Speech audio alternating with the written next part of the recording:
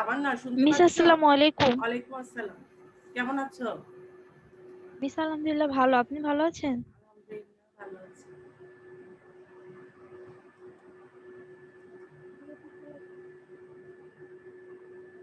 তামান্না দেখতে পাচ্ছ স্লাইডটি? জি মিস। হ্যাঁ, পড়ো ৩ নাম্বার কোশ্চেনটা পড়ো। এটা আমাদের কুমিল্লা বোর্ডে ২০১৯ সালের। জনাব মতিউর হিসাব বই যথাযথভাবে আসসালামু আলাইকুম। আসসালাম। পহেলা বলো। জানুয়ারি ২০১৮ সালে তার ব্যবসায়ের মোট সম্পদ ছিল ৪ লক্ষ টাকা এবং প্রদেয় হিসাব ১ লক্ষ টাকা ও স্বল্পমেয়াদী ঋণ ৮০,০০০ টাকা। এবছর তিনি নতুনভাবে ব্যবসায় ৫০,০০০ টাকা বিনিয়োগ করেন। এবছরে তিনি ব্যবসায় থেকে ২০,০০০ টাকা উত্তোলন করেন। ৩১ ডিসেম্বর ২০১৮ সালে তার ব্যবসায় নিম্নোক্ত সম্পদ ও দায়গুলো ছিল: নগদ ১,৫০,০০০ টাকা, যন্ত্রপাতি ৬০,০০০ টাকা, প্রাপ্য হিসাব ২০,০০০ টাকা, মজুত পণ্য ৪০,০০০ টাকা, ব্যাংক ঋণ 10,০০০ টাকা, ব্যাংক জমাতিরিক্ত ২৫,০০০ টাকা। আচ্ছা, ক. ধন্যবাদ। প্রারম্ভিক মূলধন আচ্ছা, নির্ণয় ঠিক। করো। তামান্না ধন্যবাদ। এই যে আমাদের ১ জানুয়ারি ২০১৮ সালে যে সম্পদ দায়গুলো এগুলো কি আমাদের প্রারম্ভিক না সমাপনী? এইখানে প্রারম্ভিক। হ্যাঁ, প্রারম্ভিক। আর ৩১ ডিসেম্বরের যে সালে তার ব্যবসা এখানে সম্পদ দায়গুলো এগুলো কি? সমাপনী। সমাপনী। ঠিক আছে। তাহলে প্রারম্ভিক মূলধন নির্ণয়ের সময় আমাদের প্রারম্ভিক সম্পদ ও দায়গুলো লাগবে। সমাপনী মূলধন নির্ণয়ের সময় আমাদের কি লাগবে? বলো। সমাপনী সম্পদ ও দায় হ্যাঁ, ভেরি গুড। সমূহ। ঠিক আছে। তাহলে তোমরা শুরু করো।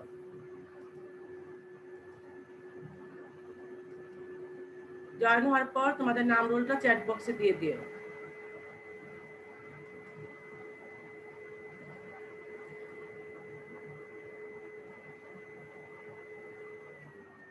এই হচ্ছে আমাদের অঙ্ক কুমিল্লা বোর্ডে। তাহলে প্রারম্ভিক মূলধনের পরিমাণ নির্ণয়। সবাই আসসালামু আলাইকুম। ওয়ালাইকুম আসসালাম। সবাই লেখা শুরু করো।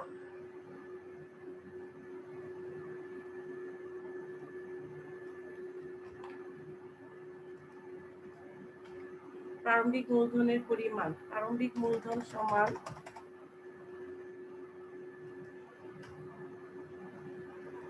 আমরা জানি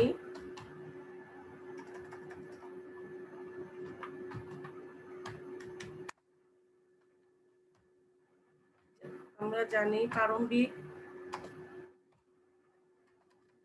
মূলধন সমান প্রারম্ভিক মোট সম্পদ মাইনাস প্রারম্ভিক মোট দায়।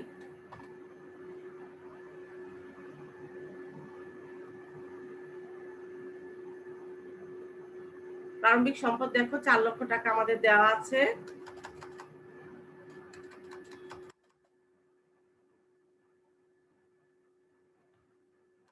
চার লক্ষ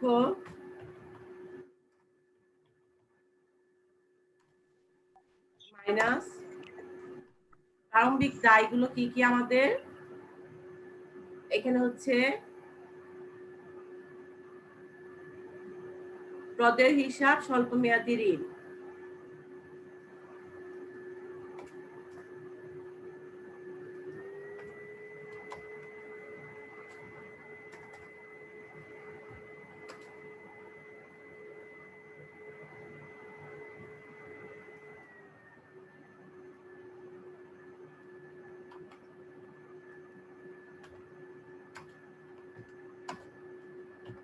প্রদেয়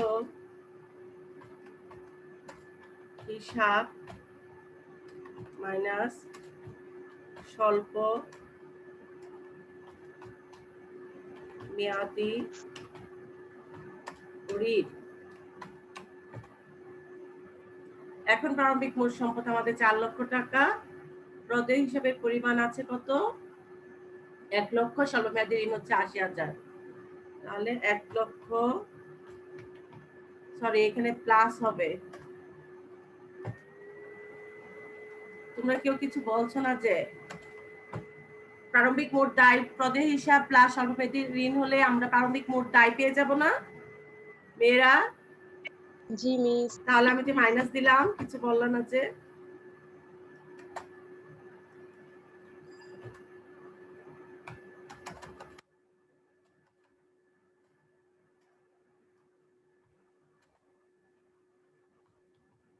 অনেক সময় আমাদেরও ছোটখাটো ভুল হয়ে যায় খেয়াল না করতে গিয়ে।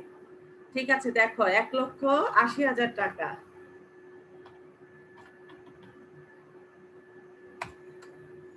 ৳4,00,000 টাকা থেকে 1,80,000 টাকা মাইনাস করলে কত আসে বলো?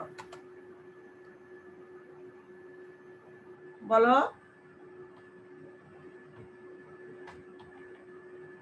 2,20,000 টাকা। মেয়েরা তোমরা কি অঙ্কটা করছো?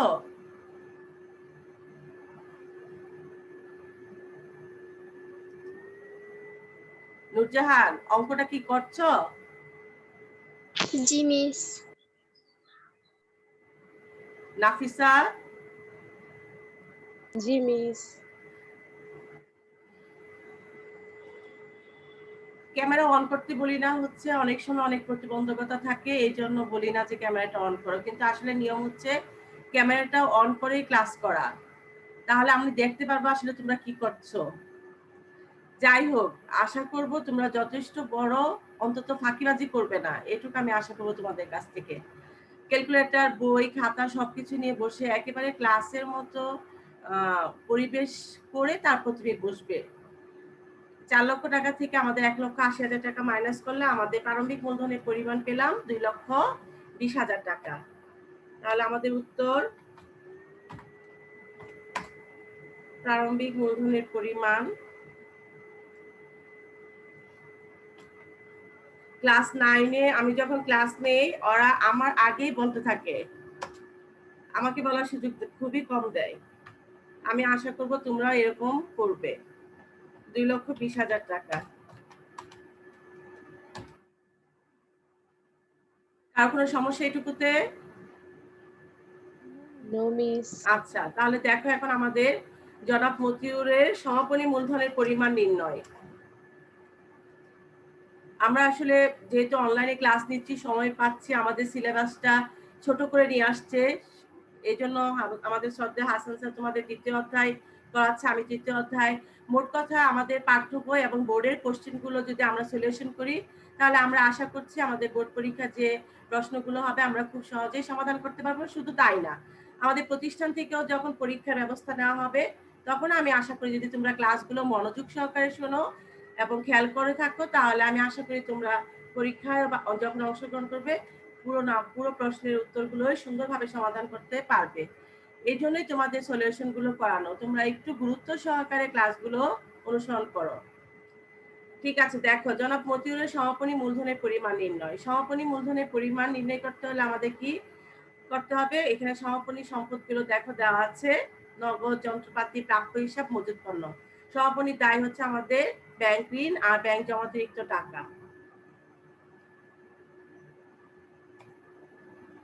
ঠিক একইভাবে আমরা এটা লিখতে পারি, আমরা জানি সমাপনী জায়গায় শুধু আমরা প্রারম্ভিকের জায়গায় সমাপনীটা লিখে দিব,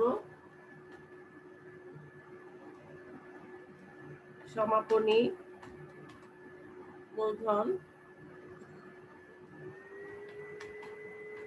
সমাপনী মোট সম্পদ মাইনাস সমাপনী মোট দায়।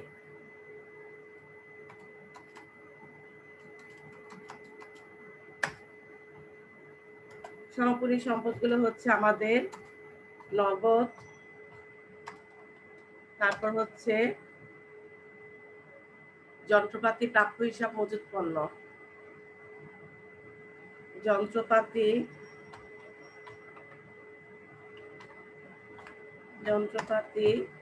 প্রাপ্য হিসাব, মজুত পণ্য।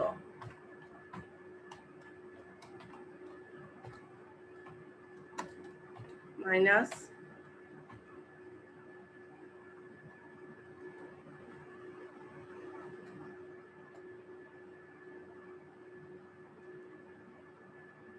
ব্যাংক ঋণ,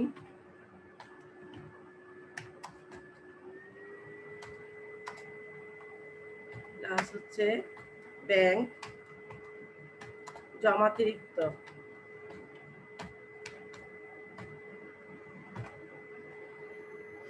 এখানে তোমরা সেকেন্ড ব্র্যাকেট দিয়ে শেষ করবে, আমি এখানে সেকেন্ড ব্র্যাকেটটা দিতে পারি না, তোমরা নিজেরা একটু প্লিজ সেকেন্ড ব্র্যাকেট নিয়ে নিবে। এখানে সমান চিহ্ন দিয়ে সেকেন্ড ব্র্যাকেট দিবে এবং আমাদের ব্যাংক জমাতিরিক্ত ফার্স্ট ব্র্যাকেট শেষ হলে সেকেন্ড ব্র্যাকেট দিবে। তাহলে নগদ কত টাকা? নগদ হচ্ছে আমাদের 1,50,000 টাকা। আমরা একটু টাকাগুলো দেখে নেই। 1,50,000, 60,000, 20,000, 40,000। 1,50,000,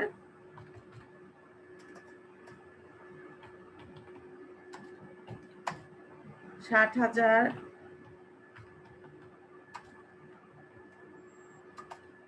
20,000, 40,000।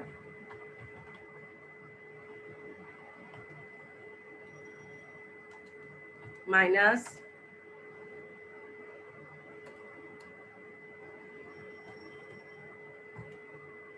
আমাদের ব্যাংক ঋণ হচ্ছে 10,000, 25,000। 10,000, 25,000।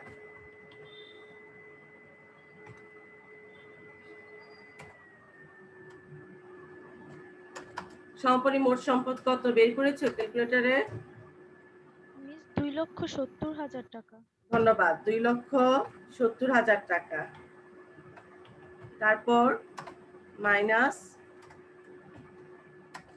35,000। 35,000 টাকা। তাহলে আমাদের সমাপনী মূলধনের পরিমাণ কত হলো? 2,35,000 টাকা।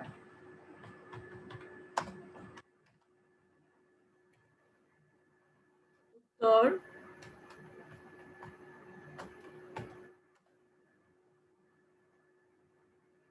জনাব মতিউরের সমাপনী মূলধনের পরিমাণ 2,35,000 টাকা।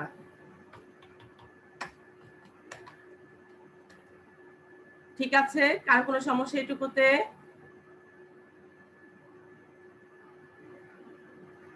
একটু রেসপন্স করতে হবে, তাহলে আমি পরের অঙ্কে যাব। আচ্ছা, তারপর দেখো আমাদের প্রশ্নে কি বলেছে। 2018 সালে জনাব মতিউরের ব্যবসায় লাভ ক্ষতির পরিমাণ নির্ণয় করো। লাভ ক্ষতি পরিমাণ নির্ণয়ের সূত্রটা কি হবে? কে বলতে পারবে? বলো, তোমাদের মধ্যে যে কেউ একজন। আমি বলবো। বলো। সমাপনী মূলধন যোগ উত্তোলন মাইনাস প্রারম্ভিক মূলধন যোগ অতিরিক্ত মূলধন। হ্যাঁ, ধন্যবাদ। সমাপনী মূলধনের সাথে আমরা উত্তোলনটা কি করব? যোগ করব। প্রারম্ভিক মূলধনের সাথে আমরা অতিরিক্ত মূলধনটা যোগ করে তারপর মাইনাস করব। ঠিক আছে, এখন দেখো এখানে আমরা সমাপনী এবং প্রারম্ভিক মূলধন পেয়ে গেলাম। এখানে দেখো আমরা এখন উত্তোলন কিংবা অতিরিক্ত কোনো মূলধন আসছে কিনা আমরা এটা খেয়াল করব। এখানে দেখো স্বল্পমেয়াদী ঋণ 80,000 টাকার পরে প্রশ্নে খেয়াল করো, এই বছর তিনি নতুনভাবে ব্যবসায় 50,000 টাকা বিনিয়োগ করেন, তার মানে এটা অতিরিক্ত মূলধন। এই বছরে তিনি ব্যবসা থেকে 20,000 টাকা উত্তোলন করেন, তার মানে এটা হচ্ছে আমাদের উত্তোলন। আমরা অতিরিক্ত মূলধনের পরিমাণ পেয়ে গেলাম হচ্ছে 20,000 টাকা, সরি 50,000 টাকা। উত্তোলনের পরিমাণ হচ্ছে 20,000 টাকা। তাহলে চলো আমরা আগে সূত্রটা লিখি। প্রশ্নটা হচ্ছে আমাদের প্রশ্নে 2018 সালে জনাব মতিউরের ব্যবসায় লাভ ক্ষতির পরিমাণ নির্ণয়।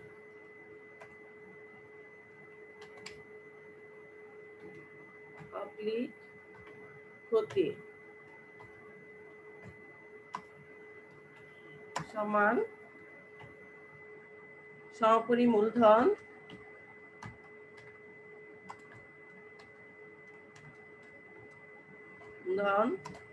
যোগ হচ্ছে কি আমাদের উত্তোলন মাইনাস প্রারম্ভিক মূলধন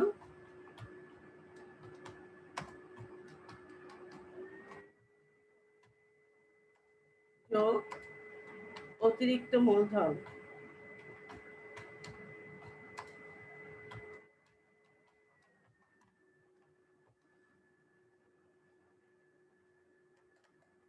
খেয়াল করো, এই পাশে তোমরা যখন সূত্রটা লিখবে তারপর এখানে দিয়ে কমা দিবে, এখানে লিখবে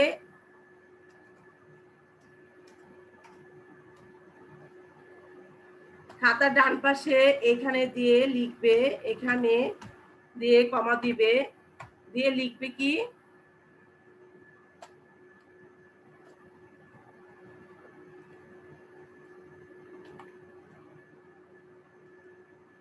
সমাপনী মূলধন 2,35,000 টাকা, 2,35,000 টাকা,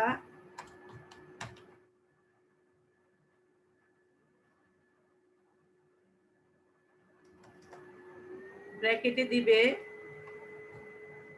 খ হতে প্রাপ্ত, খ হতে প্রাপ্ত,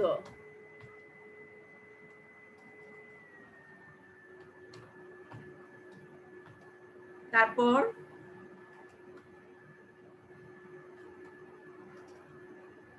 কি পেলে উত্তোলন,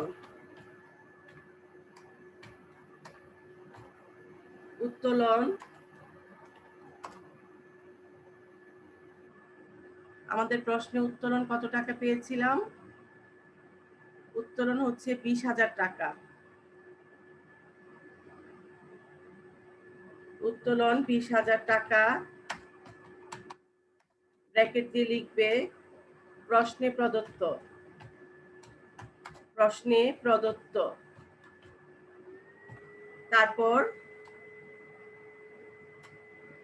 প্রারম্ভিক মূলধন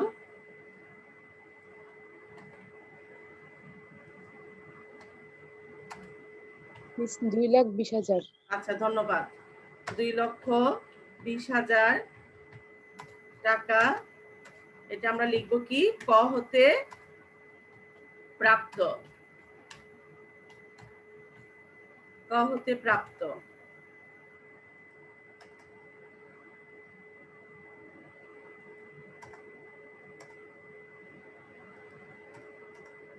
তারপর হচ্ছে আমাদের অতিরিক্ত মূলধন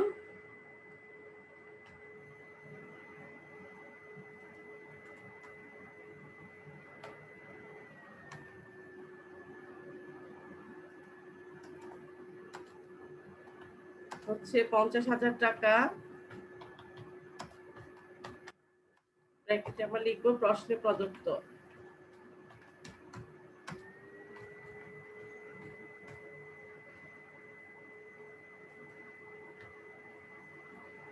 এভাবে আমরা তথ্যগুলো দিব, দেওয়ার পরে আমরা এখানে লিখব। তাহলে এখন সমাপনী মূলধন আমরা পেলাম 2,35,000 টাকা, যোগ হচ্ছে উত্তোলন পেলাম হচ্ছে 20,000 টাকা, মাইনাস প্রারম্ভিক মূলধন হচ্ছে 2,20,000 টাকা, যোগ অতিরিক্ত মূলধন হচ্ছে 50,000 টাকা। মেয়েরা এখানে কিন্তু আমাদের কি করতে হবে, আবারও বলছি এই পাশে সমান চিহ্ন দিয়ে সেকেন্ড ব্র্যাকেট এবং সেকেন্ড ব্র্যাকেট দিয়ে আমাদের শেষ করতে হবে। 2,35,000 আর 20 হচ্ছে কত আমাদের 2,55,000 টাকা, মাইনাস 2,20,000 আর 50 কত 2,70,000 টাকা, 2,70,000 টাকা। তাহলে আমাদের কি হবে, এখানে লাভ হবে না ক্ষতি হবে বলো, লাভ হবে। মিস ক্ষতি হবে। কে লাভ বলেছো, নাফিসা না কি তামান্না, মিস ক্ষতি হবে। তামান্না ক্ষতি বলেছ, হ্যাঁ ক্ষতি হবে। আমাদের সমাপনী মূলধন এবং উত্তোলনের যোগফল থেকে যদি প্রারম্ভিক মূলধন অতিরিক্ত মূলধনের যোগফল বেশি হয় তাহলে আমাদের ক্ষতি হবে, অর্থাৎ কি যখন মাইনাস ফিগার হবে এর থেকে সহজভাবে বোঝানো হলো মাইনাস হলে আমাদের ক্ষতি এবং প্লাস হলে কি হবে লাভ। তাহলে ক্ষতি হবে কত টাকা,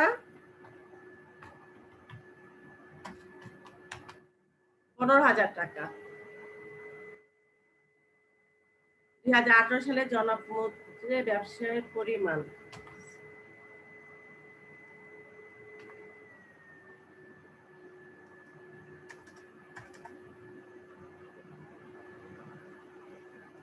আমাদের উত্তর হচ্ছে 2018 সালে জনাব মতিউরের ব্যবসায়ের ক্ষতির পরিমাণ 15,000 টাকা। 2,55,000 টাকা থেকে 2,70,000 টাকা মাইনাস করলে আমাদের মাইনাস ফিগার আসবে। মাইনাস ফিগার আসলে এটা সহজ উপায় বুঝার, হলে ক্ষতি এবং প্লাস হলে হবে লাভ।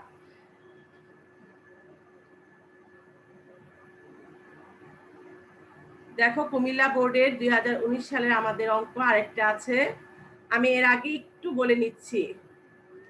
সেটা হচ্ছে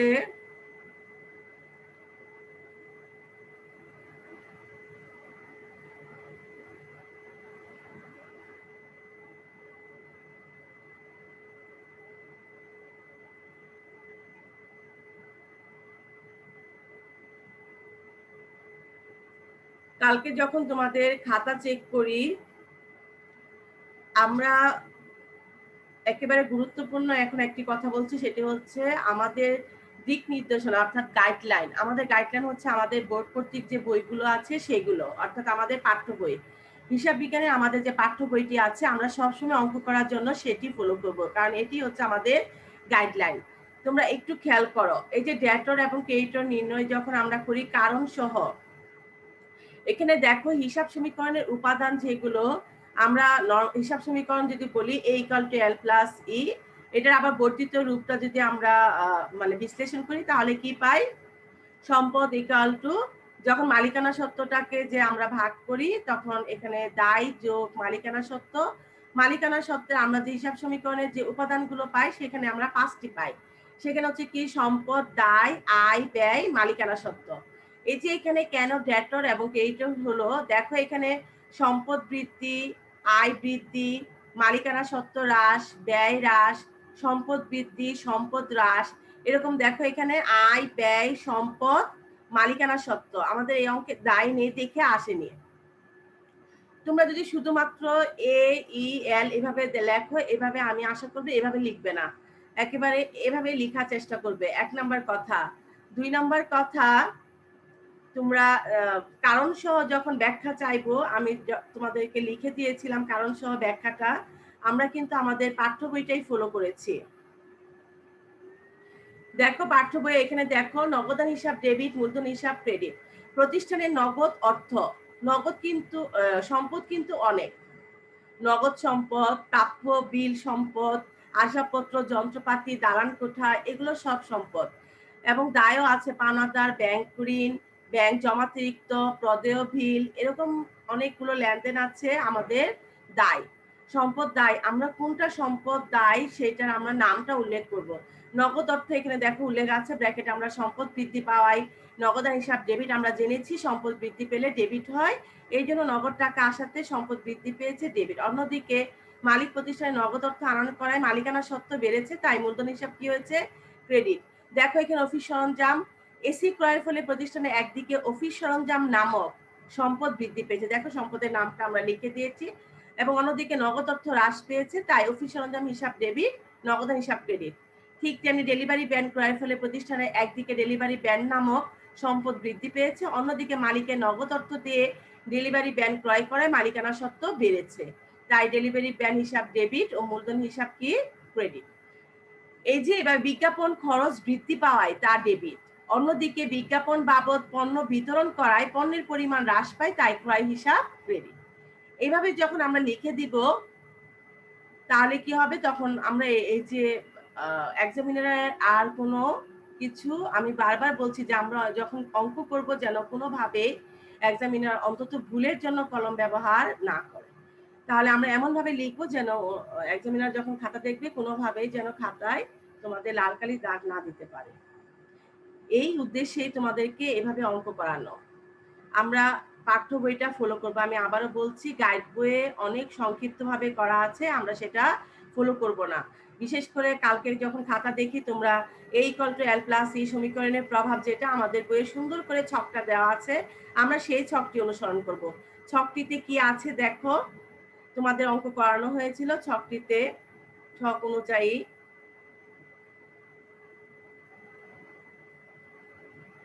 দেখো এই হচ্ছে আমাদের টেবুলার ছক। এখানে দেখো সম্পদ, দায়, যোগ, মালিকানা সত্ত্ব আমরা উদ্বৃত্ত বের করব, করে তারপরে আবার পরের যে লেনদেনটার প্রভাব দেখাবো, তারপরে আবার উদ্বৃত্ত বের করব এবং মন্তব্যে আমরা দেখব কি আয় ব্যয় হলে সেগুলো লিখবো, যেরকম বিক্রয়, আয়, বিজ্ঞাপন খরচ, অতিরিক্ত মূলধন আনলে এই বিষয়গুলো আমরা তুলে ধরবো। কালকে খাতা দেখতে গিয়ে আমি এই বিষয়গুলো পাইনি। আমি আশা করব ক্লাসে যেভাবে করানো হয় সেটা ফলো করবে, কিংবা ক্লাসের চেয়ে আরো বেটার যদি কিছু থাকে সেভাবে লিখবে, কিন্তু গাইড বই দেখে ফলো করবে না, এটা তোমাদের কাছে আমার অনুরোধ। ঠিক আছে, দেখো এখন কুমিল্লা বোর্ডের কোশ্চেন। তামান্না পড়ো 11 নম্বর কোশ্চেন, একটু দ্রুত পড়ো। জনাব রাসেল একজন দক্ষ ব্যবসায়ী। 2018 সালের ফেব্রুয়ারি মাসে তার নিম্নলিখিত ব্যবসায়িক লেনদেনগুলো সংঘটিত হয়েছিল। 2018 ফেব্রুয়ারি 1, ব্যবসায় বিনিয়োগ করেন 30,000 টাকা। ফেব্রুয়ারি 3, নগদে পণ্য ক্রয় 5,000 টাকা। ফেব্রুয়ারি 5, পণ্য বিক্রয় 10,000 টাকা এবং কারবারি বাট্টা 10%। ফেব্রুয়ারি 12, বিনিয়োগের সুদ 5,000 টাকা। ফেব্রুয়ারি 15, আসবাবপত্রের উপর অবচয় 3,000 টাকা। ফেব্রুয়ারি 30, প্রাপ্ত কমিশন 2,000 টাকা। ক, ফেব্রুয়ারি 3 তারিখে সংঘটিত লেনদেন দ্বারা একটি ডেবিট ভাউচার প্রস্তুত করো। ধন্যবাদ। আচ্ছা, তোমাদের মধ্যে কেউ বলতে পারবে আমরা ডেবিট ভাউচার কখন প্রস্তুত করি, কিংবা কি কারণে ডেবিট ভাউচার গুলো প্রস্তুত করা হয়? কেউ বলতে পারবে? আমরা জানি ভাউচার দুই ধরনের, তাই না? একটি হচ্ছে ডেবিট ভাউচার আর একটি কি ক্রেডিট ভাউচার।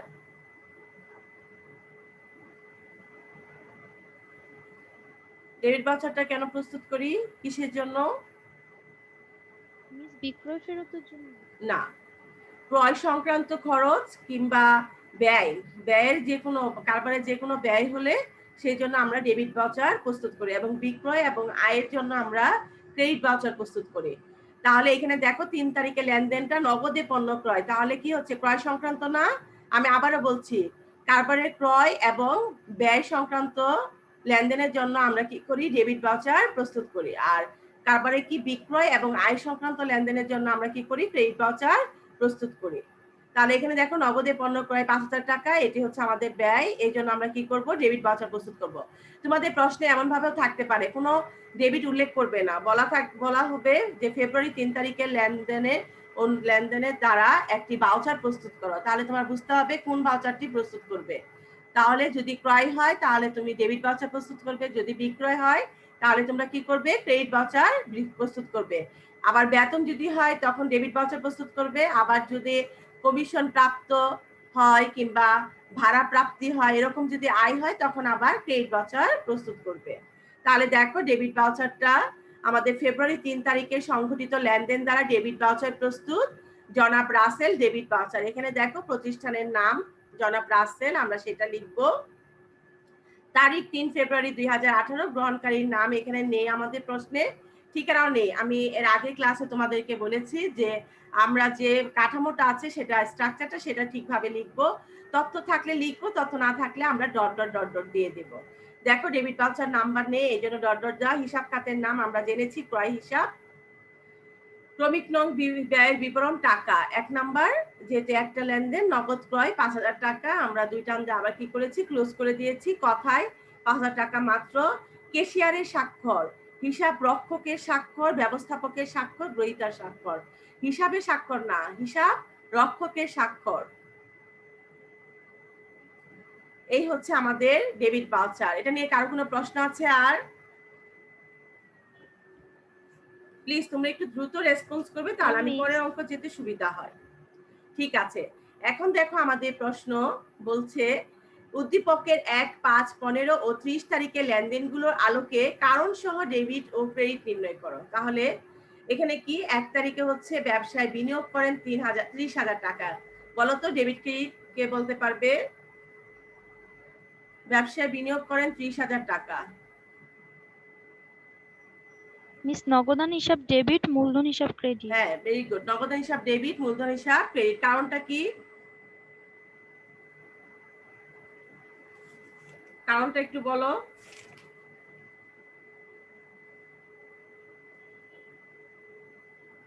কেন নগদ হিসাব ডেবিট, মূলধন হিসাব ক্রেডিট? সম্পদ বৃদ্ধি, মালিকানা সত্ত্ব বৃদ্ধি। 2018 শুনতে পাচ্ছ আমার কথা? জি মিস। আচ্ছা, জি মিস। 2018 ফেব্রুয়ারি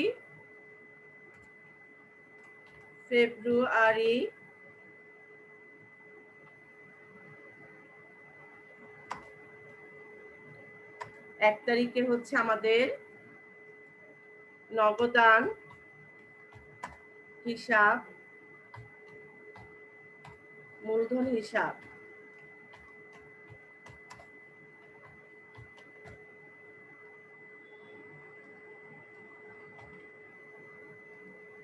নগদান হিসাব ডেবিট, মূলধন হিসাব ক্রেডিট।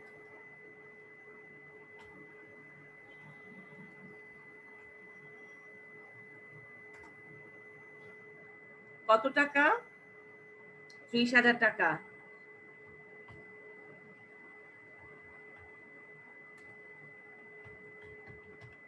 কারণ কি? কারণ এখানে সম্পদ বৃদ্ধি, সম্পদ বৃদ্ধি পেয়েছে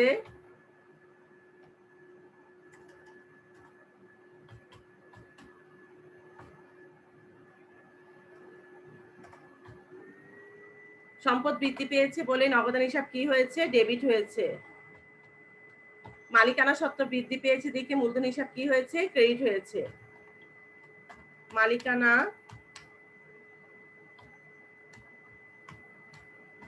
মালিকানা সত্ত্ব বৃদ্ধি। ফেব্রুয়ারি 2 তারিখ, সরি 2 তারিখটা আমাদের 5 তারিখ। পণ্য বিক্রয় 10,000 টাকা, কারবারি বাট্টা 10%। তাহলে এখানে পণ্য বিক্রয় 10,000 টাকা 5 তারিখে,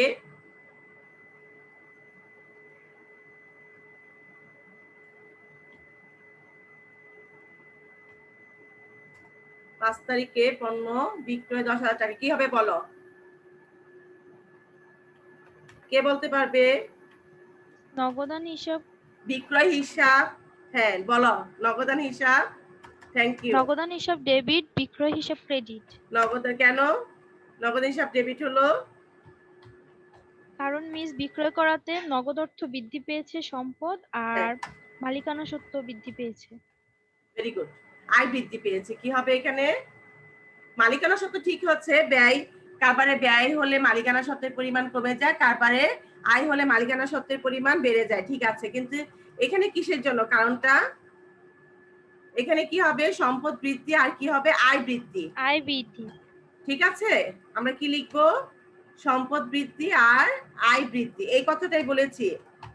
তোমরা ডিরেক্ট লিখবে না, এ এল ই এভাবে লিখবে না। সম্পদ বৃদ্ধি এখানে, আর হচ্ছে আয় বৃদ্ধি। কত টাকা এখানে? 5,000 টাকা। সরি, 5,000 টাকা না, খেয়াল করো এখানে টাকার পরিমাণটা। এখানে দেখো পণ্য বিক্রয় 10,000 টাকা, কারবারি বাট্টা 10%। কারবারি বাট্টা 10%, 10,000 টাকা কত হবে? 1,000 টাকা। 10,000 টাকা থেকে আমরা 1,000 টাকা মাইনাস করব, কত হবে? 9,000 টাকা। ক্লিয়ার? এখানে কত টাকা হবে? 9,000 টাকা। হ্যাঁ, কারবারি বাট্টার হিসাব আমরা না ক্রেতা রাখে না বিক্রেতা রাখে। কারবারি বাট্টাটা কি করি আমরা? মাইনাস করি লিখিত মূল্য থেকে। এখানে লিখিত মূল্য 10,000 টাকা ছিল, আমরা সেখান থেকে 10% 1,000 টাকা আসে, সেটা আমরা কি করেছি? মাইনাস করেছি।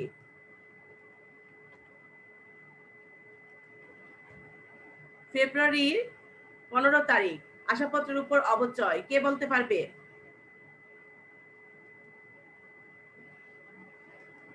কি হবে আশাপত্রের উপর অবচয়? অবচয় আমি একটু মনে করিয়ে দিচ্ছি তোমাদেরকে। অবচয় হিসাব ডেবিট, পুঞ্জীভূত অবচয়, পুঞ্জীভূত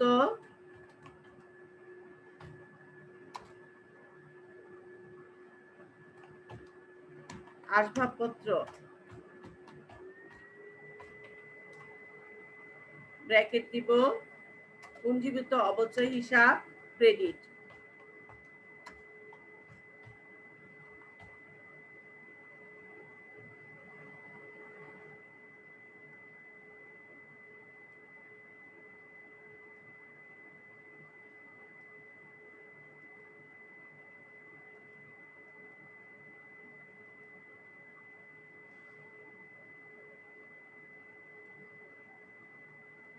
একই এতে লিখতে পাচ্ছি না, তোমরা নিজেরা লিখবে, এক লাইনে এটা লিখতে হবে।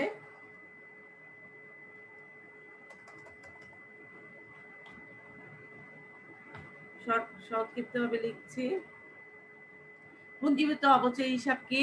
ক্রেডিট।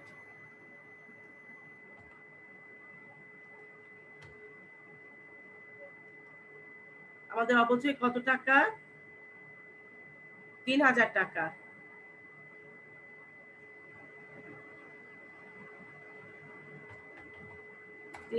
টাকা। এখানে কি হচ্ছে? এই লেনদেনের ফলে কি হলো? অবচয়ের ফলে কি হয়? সম্পদ হ্রাস পায়। একদিকে সম্পদ হ্রাস পায়, একদিকে ব্যয় বৃদ্ধি পায়। তাহলে এখানে আমরা কি লিখব? ব্যয় বৃদ্ধি, সম্পদ হ্রাস। সম্পদ হ্রাস। 30 তারিখে হচ্ছে প্রাপ্ত কমিশন 2000 টাকা। কে বলতে পারবে? প্রাপ্ত কমিশন 30,000 টাকা কি হবে?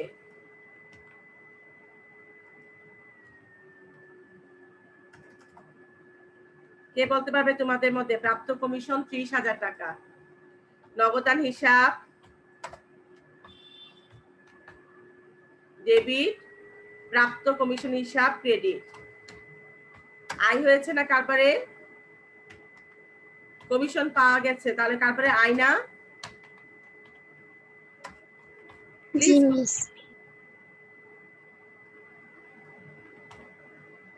নগদ টাকা কারবারে আসছে, সম্পদ বৃদ্ধি পেয়েছে, পাশাপাশি কি হয়েছে? আয় বৃদ্ধি পেয়েছে। 2000 টাকা। মিস, প্রাপ্য কমিশন আর প্রাপ্ত কমিশন কি এক? না মা, প্রাপ্য মানে হচ্ছে অনাদায়ী। প্রাপ্য কথাটা হচ্ছে অনাদায়ী, মানে এটা তুমি এখনো পাওনি। আর প্রাপ্ত মানে হচ্ছে তুমি পেয়ে গেছো। ক্লিয়ার? জি মিস। 2000 টাকা।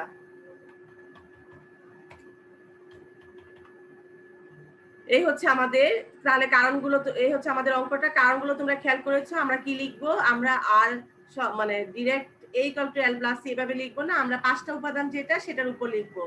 সম্পদ, মালিকানা সত্ত্ব, আয়, ব্যয়, আর যদি দায় থাকে। এখানে আমাদের কোনো দায় নেই, এজন্য এটা আসলো না। তারপর দেখো এখানে উদ্দীপকের লেনদেনগুলোর আলোকে হিসাব সমীকরণের উপর প্রভাব দেখাও। আমরা এখানে দেখো 1, 5, 15, 30, 1, 5, 15, 30 চারটা অলরেডি করে ফেলেছি, আর 2টা লেনদেন বাকি আছে। 3 তারিখের লেনদেন হচ্ছে নগদে পণ্য ক্রয়, তাহলে এটা হবে কি? ক্রয় হিসাব ডেবিট, নগদান হিসাব ক্রেডিট। ব্যয় বৃদ্ধি আর কি? সম্পদ হ্রাস। আর এই পাশে কি আরেকটা লেনদেন আছে আমাদের 12 তারিখে বিনিয়োগের সুদ এত টাকা, এটা আমাদের আয়, নগদান হিসাব ডেবিট, বিনিয়োগের সুদ হিসাব ক্রেডিট। তাহলে একদিকে সম্পদ বৃদ্ধি পেয়েছে, একদিকে আয় বৃদ্ধি পেয়েছে। এখন আমরা পুরো অঙ্কটাই টেবুলার ছকে করব। এখানে আমাদের টেবুলার ছকে যে অঙ্কটা, আমাদের হাতে সময় একেবারে কম, মাত্র 1 মিনিটের মতো আছে। আমি যতটুকু করতে পারি। তোমরা কি পরে আবার জয়েন হবে, নাকি পরে ক্লাসের জন্য আবার প্রস্তুত নিবে? আমার রেকর্ড হতে 5 মিনিট সময় লাগবে, তারপরে আরো 15 মিনিট হাতে থাকবে। তোমরা কি মানে হবে, নাকি আমি বুঝিয়ে দিব অঙ্কটা, তোমরা করে করতে পারবে? মিস, বুঝিয়ে দেন, আমরা করতে পারবো। আচ্ছা, যদি তাই হয় তাহলে শুধু দেখো এখানে আমাদের নগদ আর এখানে সম্পদের ঘরে হচ্ছে মূলধন, সরি আসবাবপত্র, আর কিছু নেই। আসবাবপত্র আর কিছু নেই। আর দায় আমরা এখানে দায় কিছু পাইনি, শুধু মালিকানা সত্ত্বে হবে। আমরা ছকটা ঠিক রাখবো, দায় না থাকলে নাই, ফাঁকা থাকবে, কিন্তু আমরা পুরো ছকটা করব। এখানে হচ্ছে দেখো 2018 1 তারিখ, 2018 ফেব্রুয়ারি 1